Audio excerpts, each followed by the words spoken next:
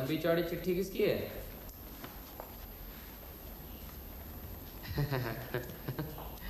रामेश्वर बाबू की। हमेशा पूजा पर और नए साल पर अपने जान पहचान वालों को अभिनंदन भेजते हैं। अच्छा बताओ तो, रामेश्वर बाबू की उम्र क्या होगी? ये कोई 85-86 साल। अरे इतनी नहीं तो कम से कम 75 की तो होगी। लेकिन इस उम्र में भी उनकी याददाश्त और दिमागी संतुलन सब ठीक है। लिखाई भी इस तरह सदी हुई है जिस तरह की 20 साल पहले थी। सुनो तो जरा क्या कहते हैं। बुद्धि के सागर व्योमकेश बाबू, आप और अजीत बाबू मेरी नए साल की शुभकामनाएं ग्रहण करें। आपकी बुद्धि चंद्रमा की कला की तरह निखरती रहे, यही कामना करता हूं। अजीत बाबू की लेखनी मयूर के पंख की तरह विकसित हो। मेरा वक्त हो गया है, यमराज का समन आ गया है। जल्द ही गिरफ्तारी का वारंट निकलने वाला है। मुझे उससे कोई डर नहीं। मैं कोशिश में हूं कि यमराज के वारंट के पहले ही मैं वैकुंठ धाम के द्वार खटखटाऊं। अफसोस सिर्फ इस बात का रह जाएगा कि अगली दुर्गा पूजा में मैं आपको हमेशा की तरह पत्र द्वारा अभिनंदन नहीं जता पाऊंगा। अपने मरने से पहले मैंने अपनी जमीन जायदाद का बंदोबस्त कर लिया है। आप जरा ख्याल रखना, मेरी आखिरी इच्छा पूरी हो। है आपकी बुद्धि और सूझबूझ पर मुझे पूरा भरोसा है। अलविदा।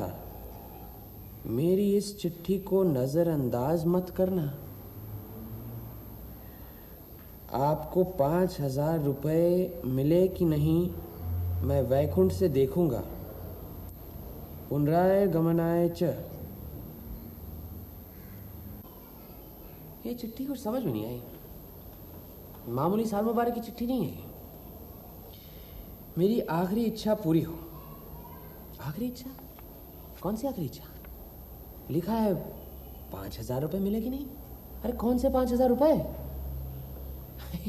रामेश्वर बाबू मजाक तो नहीं कर रहे? यहाँ फिर लगता है कि वाकई में सनकी हो गए।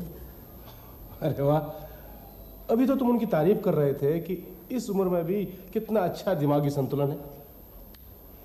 यही तो परेशानी है। रामेश्वर बाबू एक साथ ही समझदार और सनकी लग रहे हैं। वो तो हमेशा हंसी मजाक पसंद करते हैं। जिस तरह खुलकर हंस सकते हैं उस तरह हंसा भी सकते हैं। हाँ, मैंने तो जितनी दुनिया देखी है, मेरी निजी राय तो यही है कि जिस शख्स के अंदर हास्य रस है वो कभी धनवान नहीं हो सकता। अरे लक्ष्मी जी की नेक नज़र सिर्फ उल्लुओं पर ही होती है हमेशा। लेकिन रामेश्वर बाबू ने मेरी धारणा को मिट्टी में मिला दिया। इस हसोड़ के कलकत्ता में 8 मकान हैं और जो किराया मिलता है इन मकानों से वो हमेशा जमा होता रहता है। अच्छा, इस अगाध संपत्ति का वारिस कौन है? यही तो बेचारे मार खा गए।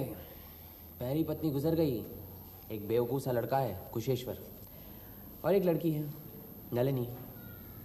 दूसरी पत्नी है लेकिन बीमार और संतानहीन। मालूम है रामेश्वर बाबू से मैं पहले कहाँ मिला था? विजय सम्मेलन में।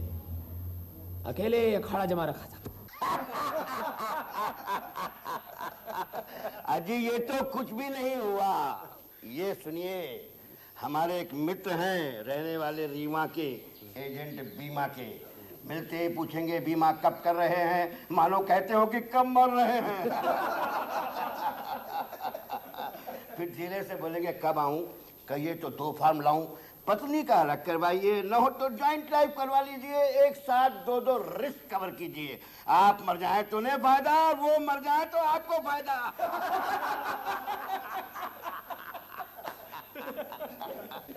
अब आप ही सोचिए कि मरने के बाद क्या फायदा और क्या घाटा। एक दिन बाजार में मिल गए, देखते ही पिल गए। बोले चाय पीजिए, हमने कहा बस रहने दीजिए। पान खाइए, हमने कहा बस आप ही पाइए। शाम को जब घर पर पहुंचे तो टेबल पर उन्हीं का पत्र रखा था। लिखा था फार्म छोड़े जा रहा हूँ, सोच समझ कर भर दीजिए, प्रीमियम के पैसे बहन जी से ले जा रहा हूँ। फार्म के साथ प्रश्नावली नट्ठी थी। अरे फॉर्म क्या था, अच्छी खासी जन्म पत्री थी। प्रश्न था नाम, हमने लिख दिया बदनाम। काम बेकाम, आयु जाने राम, निवास स्थान हिंदुस्तान, आमदनी आराम हराम। कोई बीमारी है, हमने कहा है दिल की, उधारी की बिल की, होती है धड़धड़ाहट, पेट में गड़गड़ाहट, माथे में बनबनाहट, पैरों में सनसनाहट, डॉक्टर कहता है टीबी है, और सबसे बड़ी बीमारी हमारी बीवी है। कोई खराब आदत है, हमने कहा शराब गांजा अफीम, मीठा लगता है कड़वा नीम। फिर एक आखिर में एक बहुत ही अजीब प्रश्न था, आपकी कोई सबसे अच्छी आदत? जानते हैं हमने क्या लिखा? झूठ बोलना।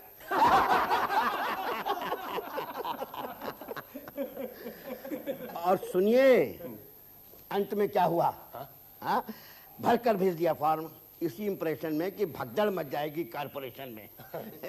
लेकिन 7 दिन बाद सदनवाद एक पत्र प्राप्त हुआ कि आपको सूचित करते हुए होता है हर्ष कि आपका केस रजिस्टर हो गया है इसी वर्ष।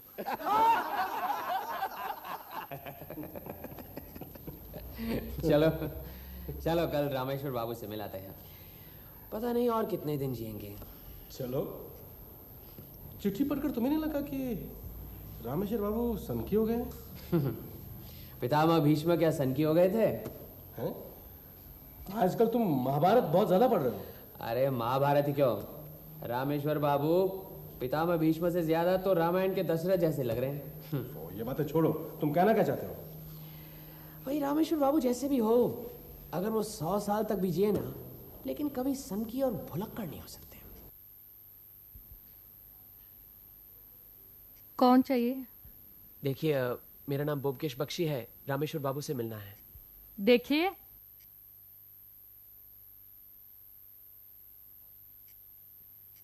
ये कौन है? ये रामेश्वर के लड़के कुशेश्वर की पत्नी लावण्य है। ओह। नाम लावण्य है, असल में साक्षात चंडी है, चंडी। फिलहाल चिंता की कोई बात नहीं है, हालत सुधर गई है। अगर ऐसी वैसी कोई बात हो तो मुझे फोन कर देना। जी। मैं चलता हूं, मुझे यहीं एक और पेशेंट देखना है।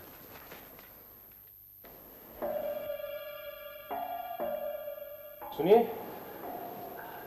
देखिए मेरा नाम बोमकेश बख्शी है, रामेश्वर बाबू के दोस्त। ब्योमकेश बख्शी? अरे हाँ, पहचानेंगे क्यों नहीं। पिताजी की तबीयत ठीक नहीं है। क्या हुआ? कल रात अकस्मात दिल का दौरा पड़ा उन्हें। क्या? अब तो कुछ ठीक है, आप उनसे मिलना चाहते हैं? हाँ जरूर। वो तो ऊपर हैं। पिताजी से आप मिल नहीं सकते, उनकी तबीयत बहुत खराब है। अभी अभी डॉक्टर आके गए। कोई बात नहीं। क्या नाम है डॉक्टर का? डॉक्टर असीम सिंह। पहचानते नहीं आप? बहुत बड़े हार्ट स्पेशलिस्ट हैं। नाम तो सुना है लेकिन पहचानता नहीं। शायद वही जिनकी डिस्पेंसरी विवेकानंद रोड पर है? हाँ वही। अच्छा अच्छा, इसका मतलब है कि रामेश्वर बाबू से मुलाकात नहीं हो सकती? वो मतलब डॉक्टर ने कहा किसी से ना मिलना। तो रामेश्वर बाबू की तबीयत कब से इस तरह खराब है?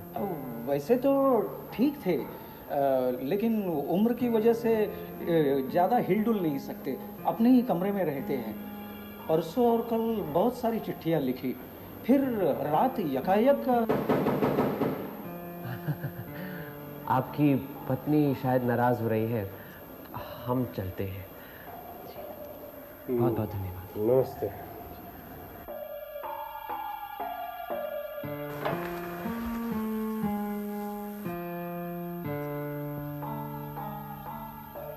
डॉक्टर असीम सेन की डिस्पेंसरी ज्यादा दूर नहीं, चलो उनसे मिलते हैं। ठीक है।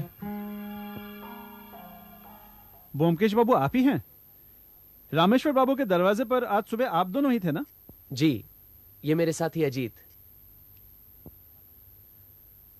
रामेश्वर बाबू की मेरे साथ बहुत पुरानी जान पहचान है। कल ही उनके नए साल की शुभकामनाओं का पत्र मिला। उसमें उन्होंने कुछ आशंका सी दिखलाई है कि वो ज्यादा देर जिंदा नहीं रहेंगे। बस इसीलिए उनसे सुबह मिलने चला गया तो पता लगा कि कल रात उन्हें हार्ट अटैक हुआ है। अब उनसे मुलाकात नहीं हो पाई, इसीलिए आपके पास आए उनका हालचाल पूछने के लिए। आप उनके परिवार के डॉक्टर हैं ना? कल रात एकाएक उनकी हालत गंभीर हो गई, पर अब अपने आप को संभाल लिया है। तो फिलहाल कोई डर की बात नहीं है। देखिए, ये कहा नहीं जा सकता। इस किस्म के मरीजों के बारे में गारंटी से कुछ भी कहना मुश्किल है। अब 2-3 साल और भी जी सकते हैं, या तो आज भी और एक अटैक आ सकता है, फिर तो संभालना मुश्किल होगा। डॉक्टर साहब, आपको क्या लगता है रामेश्वर बाबू की देखभाल घर में ठीक तरह से हो रही है? आप जो इशारा कर रहे हैं मैं समझ रहा हूं, लेकिन इस तरह का कोई डर है क्या? मैं तो सिर्फ रामेश्वर बाबू को जानता हूं, उनके घर के दूसरे सदस्यों को तो ज्यादा जानता नहीं। लेकिन आज जो कुछ देखा उससे शक होता है कि रामेश्वर बाबू को उनके घर वाले बाहर के लोगों से मिलने नहीं देना चाहते। अजीब हैं सब लोग, किसी का दिमाग दुरुस्त नहीं है। अब रामेश्वर बाबू की पत्नी कुमुदनी, हालांकि उम्र काफी हो चुकी है, लेकिन अब भी खिलौनों से खेलती हैं। घर में क्या हो रहा है, कहां हो रहा है, कुछ नहीं पता। और लड़का कुशेश्वर तो पोंगा है, वो अपनी पत्नी के कहने पर उठता बैठता है। हाँ, एक कुशेश्वर की पत्नी लावण्य चालाक और चतुर है। हालात को देखते हुए परिवार की बागडोर उसी ने संभाल रखी है। लेकिन क्यों? इसकी कोई वजह तो होगी। मुझे लगता है इसकी वजह सिर्फ एक ही है, और वो है नलिनी। नलिनी? रामेश्वर बाबू की बेटी? जी, पुरानी बात है, शायद आपने सुना नहीं। नलिनी ने अपने घर वालों के इच्छा के विरुद्ध अपने पसंद के एक लड़के से शादी की। तभी से सब लोग उस पर बहुत नाराज हैं। शुरू में रामेश्वर बाबू भी बहुत नाराज थे, लेकिन फिर धीरे धीरे उनका गुस्सा ठंडा हो गया। लावण्य लेकिन अब भी नलिनी को घर में घुसने नहीं देती, यहां तक कि अपने बूढ़े बाप से मिलने तक नहीं देती। कहीं नौकर चाकर के जरिए रामेश्वर बाबू अपनी बेटी से संबंध न रखें, इसलिए नौकरों को भी हटा दिया। अब रामेश्वर बाबू एक तरीके से अपने ही घर में नजरबंद है, पर उनकी देखभाल ठीक हो रही। हालात काफी हद तक समझ में आ रहे हैं। अच्छा डॉक्टर सेन, ये बताइए कि रामेश्वर बाबू ने वसीयत बनाई है या नहीं, यह आप बता सकते हैं? नहीं बनाई? बनाई है, और मुझे यकीन है उन्होंने वसीयत में नलिनी को भी एक मोटा हिस्सा दिया है। मुझे मालूम नहीं था, कल रात ही पता चला। कैसे? कल रात 10 बजे रामेश्वर बाबू को दिल का दौरा पड़ा, तभी कुशेश्वर का फोन आया। मैं फौरन वहां पहुंचा। रामेश्वर बाबू, अब डरने की बात नहीं है, बला टल गई है। हाँ, अभी तो टल ही गई शायद, लेकिन ससुरी यहीं कहीं छिपी बैठी होगी। तुम लोगों के जाते ही फिर से आग झपटेगी कम वक्त में। नहीं नहीं, ऐसी बात नहीं है। आज आप जरा कुछ हल्का सा ही खाइए। तुम लोग जाओ, खाना खा लो, मैं यहीं बैठा हूं। इनके लिए पतली सी खिचड़ी भेज देना, और घी मत डालना। जी ठीक है। अच्छा किया जो इन्हें भेज दिया। क्यों? आहिस्ता, मुझे तुमसे एक बात करनी है डॉक्टर। मैंने अपनी वसीयत बनवाई है, अगर मेरी बत्ती गुल हो जाए तो नलिनी को जरूर खबर कर देना। डॉक्टर बाबू, आज आप खाना यहीं पर खाकर जाइएगा। नहीं, तुम खा लो, मैं वैसे भी दिन में कुछ नहीं खाता। तुम जाओ, खाना खा लो। नहीं, आज मेरा व्रत है, उनको तो मैं खाना देकर आई हूँ, मैं अब यहीं बैठूंगी। फिर कुछ बात करने का मौका ही नहीं मिला, मैं चला आया। इससे तो साफ जाहिर है कि वो रामेश्वर बाबू को वसीयत नहीं बनाने देंगे।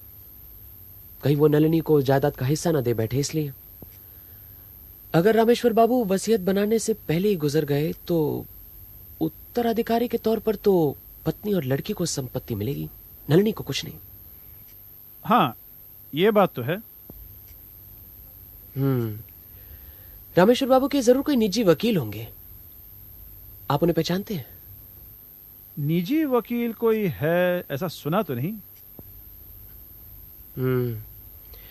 ठीक है, आपका बहुत वक्त लिया। कोई बात नहीं, रामेश्वर बाबू हम दोनों के मित्र हैं। नलिनी की घरेलू जिंदगी कैसी है, आप कुछ बता सकते हैं? मामूली निम्न मध्यम वर्गीय हैं।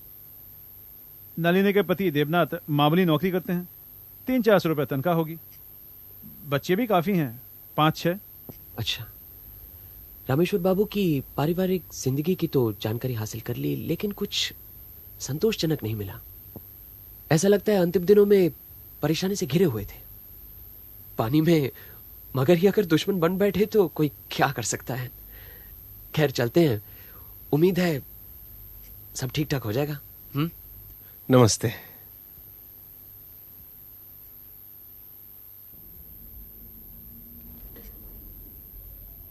ब्योमकेश, ब्योमकेश, ये देखो क्या खबर छपी है, रामेश्वर बाबू गुजर गए।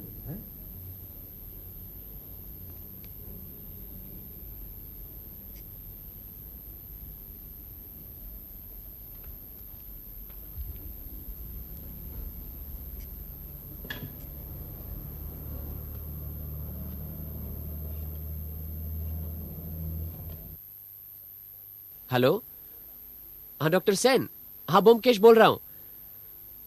हाँ हाँ, अभी अभी अखबार में पढ़ा।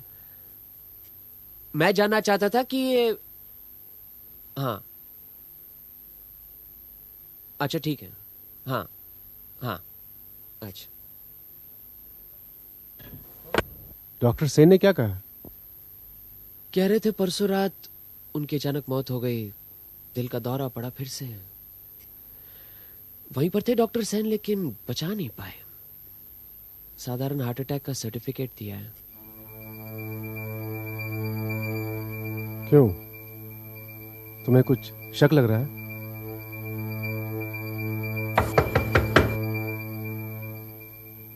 व्योमकेश बाबू हैं? मैं रामेश्वर बाबू की बेटी नलिनी हूँ और ये मेरे पति हैं देवनाथ। आइए आइए, ये नमस्ते। नमस्ते।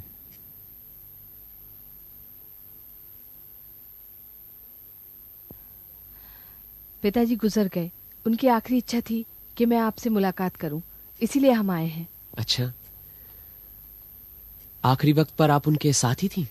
नहीं, हमें तो पता भी नहीं चला, उन्हें दिल का दौरा पड़ा था। तो आपको कैसे पता चला फिर कि उनकी आखिरी इच्छा क्या थी? नए साल की शुभकामनाओं के साथ हमें इस साल भी ये चिट्ठी मिली, उसी में ये लिखा है, ये देखिए।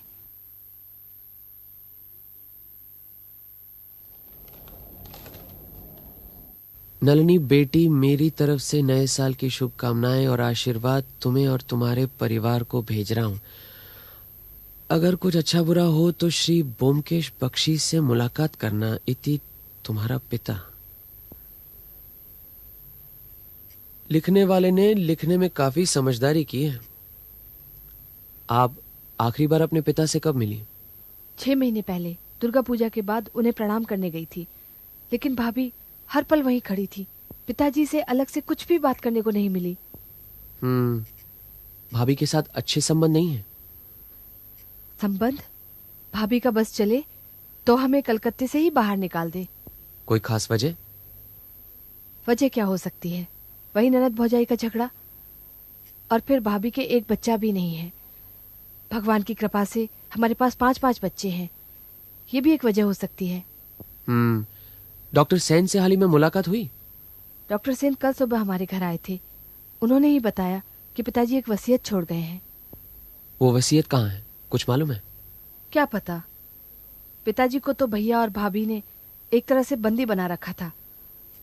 चल फिर नहीं सकते थे, इसीलिए तिमंजले के अपने कमरे को छोड़कर कहीं नहीं जाते थे। और फिर भाभी उनके इर्द गिर्द हमेशा मंडराती रहती थी। पिताजी अगर कोई चिट्ठी लिखते तो उसे खोल कर पढ़ती। अगर उसे कोई चिट्ठी पसंद नहीं आती तो उसे फाड़ कर फेंक देते। अगर पिताजी ने कोई वसीयत बनाई भी होगी तो क्या भाभी ने उसे कमरे में रखा होगा? तुम्हारे पिताजी सतर्क और समझदार आदमी थे, जानते थे कि अपने ही घर में बंदी बने हुए हैं। अगर उन्होंने वसीयत बनाई होगी तो ऐसी जगह छुपाई होगी कि आसानी से मिलनी मुश्किल हो। अब हमें यह काम करना है कि इससे पहले कि वसीयत तुम्हारे भाई या भाभी के हाथ लगे, उसे हमें ढूंढ निकालना है। हाँ व्योमकेश बाबू, अगर पिताजी ने कोई वसीयत बनाई होगी तो जरूर हमारे लिए कुछ छोड़ गए होंगे। वरना वसीयत बनाने की जरूरत ही क्या थी। लेकिन अब समझ में नहीं आता कि हम क्या करें। अगर आप हमारी कुछ मदद कर दें। पिताजी आपको बहुत मानते थे। एक बात है, सुना है कि वसीयत पर 2 गवाहों के दस्तखत होने बहुत जरूरी हैं, लेकिन रामेश्वर बाबू को 2 गवाह कहां से मिलेंगे? आपकी बात तो बिल्कुल ठीक है, लेकिन इसमें भी एक संशोधन है। जो भी वसीयत बनाना चाहता है, अगर वो खुद अपने हाथों से वसीयत लिखे शुरू से अंत तक, तो फिर गवाहों की जरूरत नहीं पड़ती। सुना तुमने?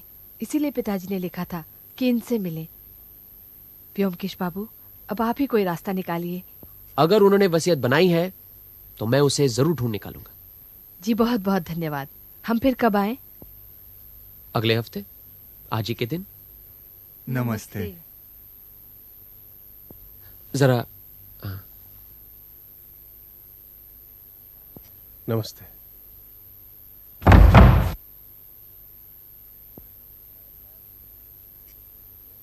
क्या लगता है, वसीयत मिल जाएगी?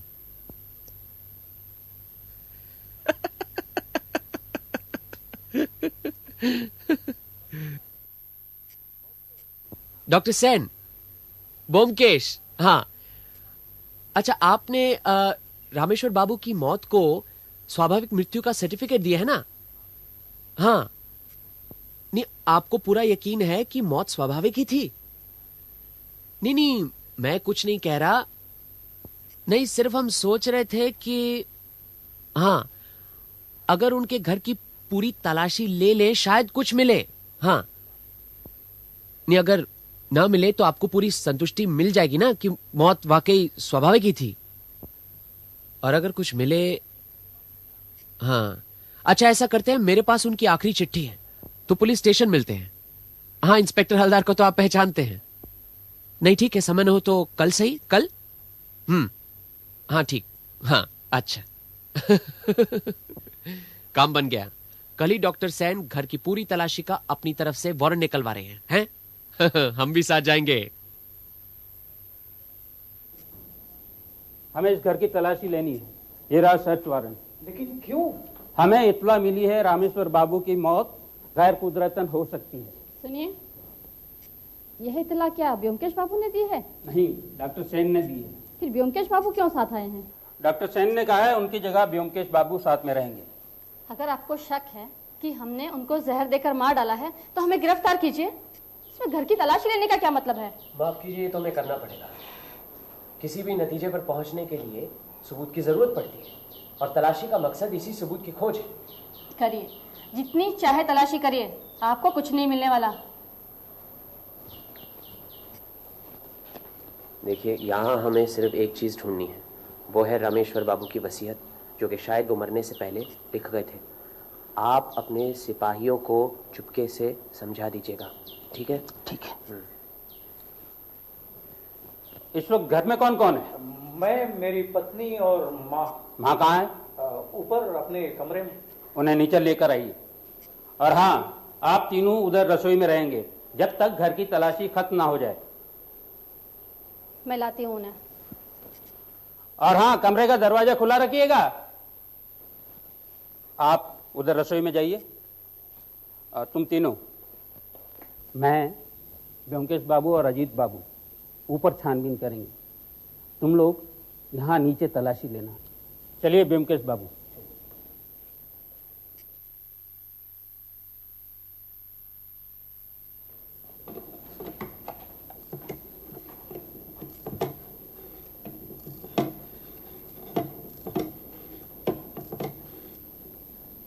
हेलो वकील बाबू, आप लोग यहाँ देखिए। अगर वसीयत है तो इसी कमरे में मिलनी चाहिए।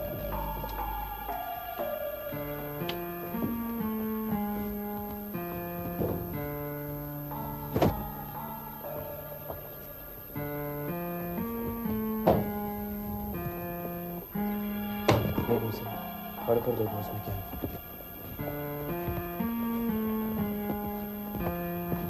लेकिन इतनी सारी चीजों के बीच एक कागज का छोटा सा टुकड़ा ढूंढ निकालना क्या आसान काम होगा? हमारे लिए कोई काम आसान नहीं है। कभी कभी असंभव को भी संभव बनाना पड़ता है। क्या है वो? देखो।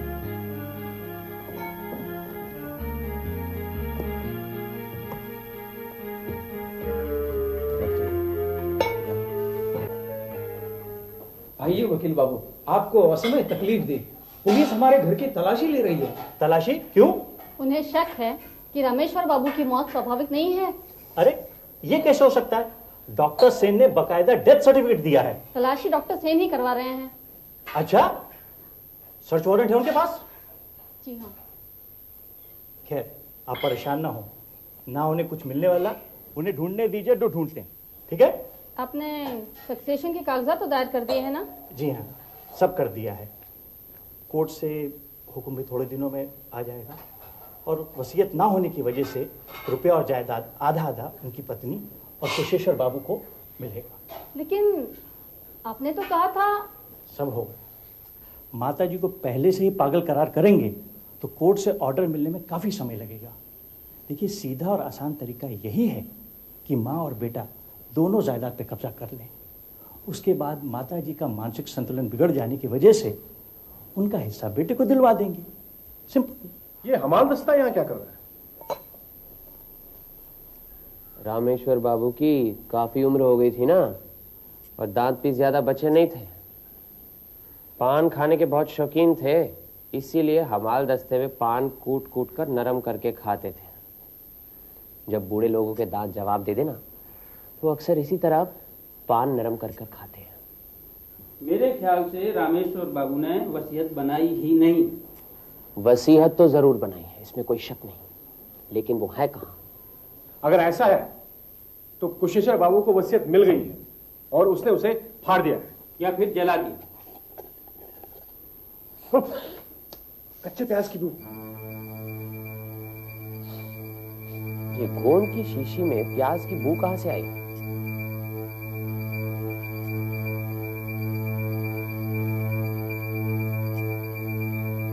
गाढ़ा है।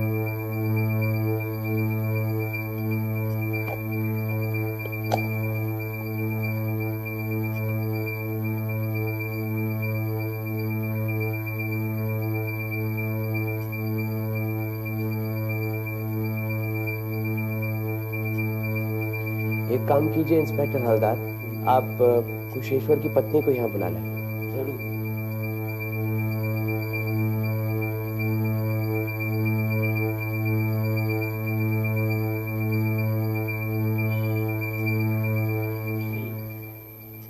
आपसे एक दो सवाल करने हैं। कुशेश्वर बाबू, आप नीचे ठहरेंगे तो बेहतर होगा, आपकी जरूरत पड़ेगी तो आपको बुला लेंगे। बैठिए। आपके ससुर क्या कच्चा प्याज खाया करते थे? आपको सुनकर ताज्जुब क्यों हो रहा है? पसंद करते थे वैसी बात तो नहीं है, और फिर हम लोग ज्यादा प्याज का इस्तेमाल नहीं करते। लेकिन चले जाने के कुछ दिनों पहले प्याज खाने की लालसा बहुत बढ़ गई थी। बस एक तरह की सनक सवार हो गई थी। करीबन सारे दांत जा चुके थे। प्याज मंगवाकर हमाल दस्ते में कूट कूट कर खाया करते थे। अच्छा, मौत के कितने दिन पहले प्याज खाने की सनक सवार हुई थी? यही कोई 10-15 दिन पहले से।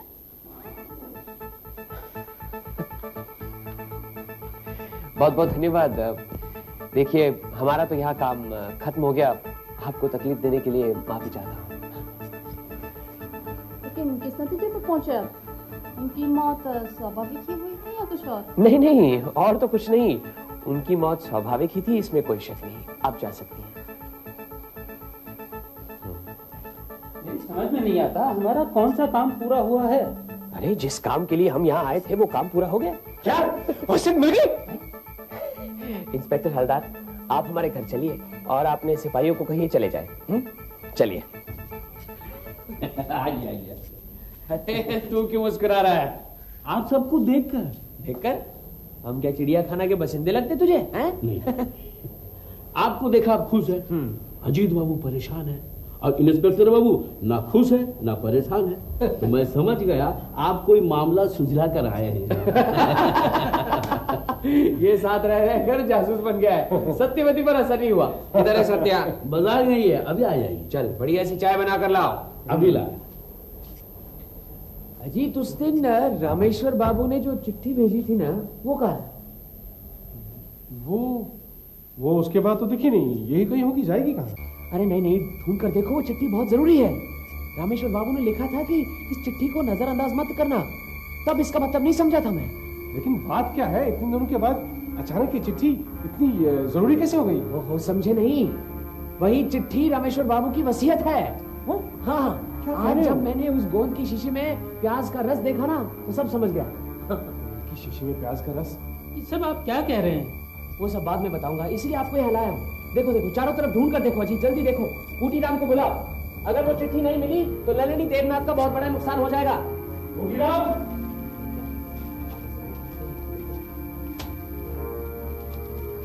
बूटी राम, कुछ दिन पहले एक अभिनंदन कार्ड के साथ 5 चिट्ठियां आई थी, वो कहाँ है? अरे घर में जो भी चिट्ठियां वो ले आओ। वो तो सब फेंक दिए हैं। हाँ? जब से सत्यवती दीदी आई है तब से पुरानी चिट्ठियां रखते कहाँ हम? अच्छा, जो भी चिट्ठी घर में पड़ी है ना, वो ले आओ, जाओ। हद कर दी, इतनी जरूरी चिट्ठी गायब कर दी। क्या इन चिट्ठियों का क्या करूं? ये फाड़ कर फेंक दो। ये तो वो है जो मैंने सत्यवती को लिखी थी, उन्हें हिफाजत से रख ली, जो जरूरी है वो फेंक दी। जाओ ले जाओ इन्हें। चाय का क्या हुआ? हाँ?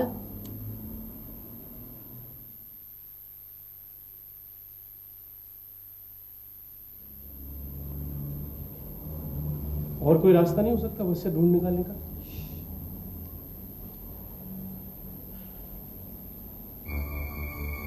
बाहर ढूंढने से कोई फायदा नहीं, ये मन के अंदर ढूंढो।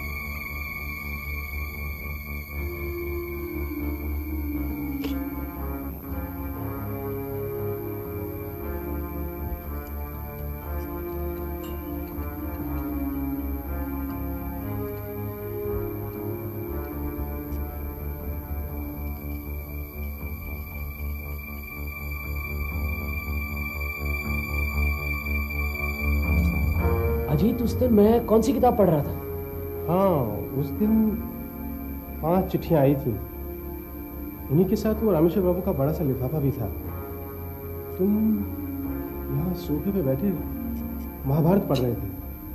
हाँ, दूसरा खंड। मिल गई।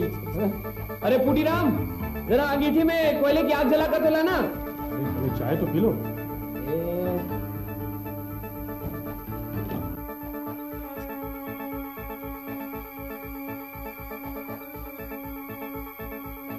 रामेश्वर बाबू हंसमुख प्रकृति के थे, लेकिन साथ में महाबुद्धिमान भी थे।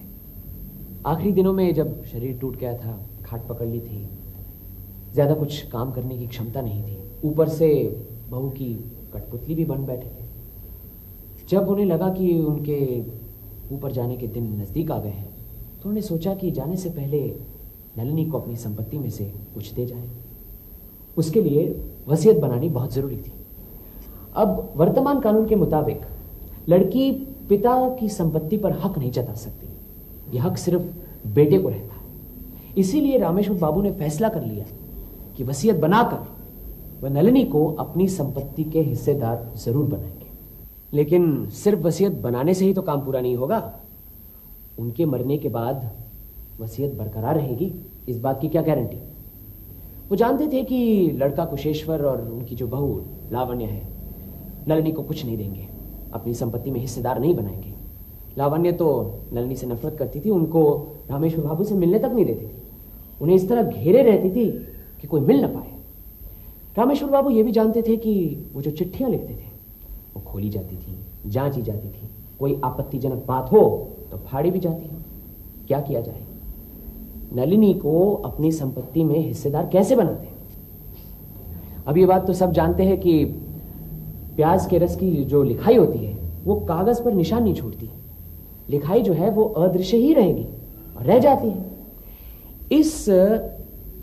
ये जो लिखाई है, ये जो बिना नजर में आने वाली लिखाई है, इसको नजर में लाना बहुत ही आसान है। समझो ये कागज है, अगर मैंने इसको हल्की सी आंच पर रखा तो लिखाई जो है ना उभर जाती है। जब मैं स्कूल में था ना, तो इस तरह के मजाक करना और मैजिक करना मुझे बड़ा अच्छा लगता था। रामेश्वर बाबू भी ये बात जानते थे। सो उन्होंने क्या किया, बहाना बनाया कि कच्चे प्याज खाएंगे। लड़की और बहू ने समझा भी बुढ़े की कोई सनक है, ऐतराज नहीं किया। अभी आप तो जानती है कि पान खाने के बड़े शौकीन थे ना। हाँ, लेकिन दांत नहीं थे तो हमाल दस्ते में पान कूट कर खाते थे। इसी तरह उन्होंने प्याज को भी हमाल दस्ते में डालकर उसे कूटा और प्याज का रस बनाया। जो गोंद की शीशी थी उसमें से गोंद निकालकर शीशी को प्याज के रस से भर दिया। किसी को कुछ पता नहीं चला। रामेश्वर बाबू हंसमुख तो थे ही, मुझे यकीन है कि ये काम करते करते मन ही मन खूब हंसे होंगे। अब रामेश्वर बाबू हर नए साल अपने नजदीकी मित्रों को साल मुबारक की चिट्ठी भेजते थे। इस साल भी भेजी, मुझे भी मिली। लेकिन इस बार चिट्ठी की दूसरी तरफ प्याज के रस में उन्होंने अपनी वसीयत लिख डाली। ये वही चिट्ठी है। अब ये देखिए।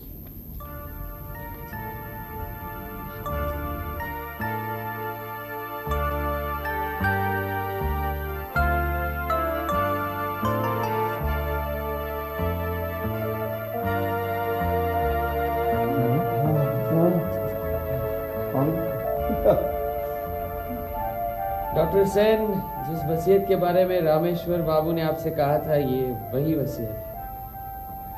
अब आप इसे पढ़िए, हम सब सुनेंगे। नमो भगवते वासुदेवाय नमः। मैं रामेश्वर राय, साकिन 15 श्यामधन मित्र लेन, बाग बाजार, कलकत्ता, स्वस्थ शरीर में और बहाल तबीयत में अपनी आखिरी वसीयत लिख रहा हूँ। उपस्थित हालात की वजह से गवाहों के दस्तखत लेना मुमकिन नहीं है, इसलिए मैं अपने हाथों से शुरू से आखिर तक वसीयत लिख रहा हूं। मेरा दिमाग सही सलामत है, इसके गवाह हमारे डॉक्टर असीम सेन हैं।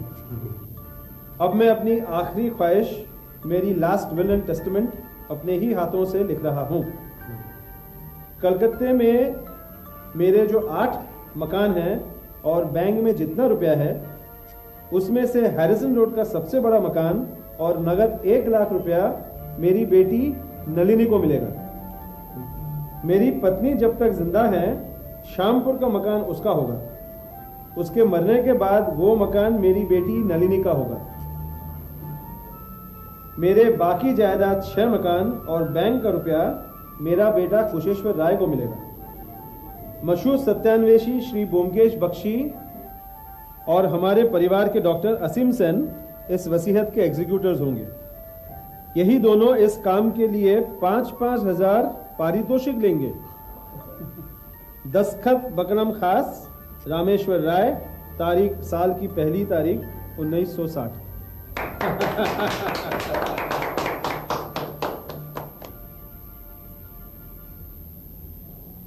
आपने हमें नया जीवन दिया। ये तो मेरा फर्ज है। रामेश्वर बाबू मेरे अभिन्न मित्र थे, उनकी बेटी मेरी बेटी जैसी है।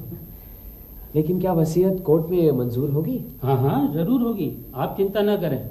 वो लोग इस वसीयत को कॉन्टेस्ट करने की हिम्मत भी नहीं करेंगे, और अगर करेंगे तो इस वसीयत के हक में मैं गवाही दूंगा। और मैं भी। बहुत अच्छी लाइन, ये आपकी अमानत। धन्यवाद।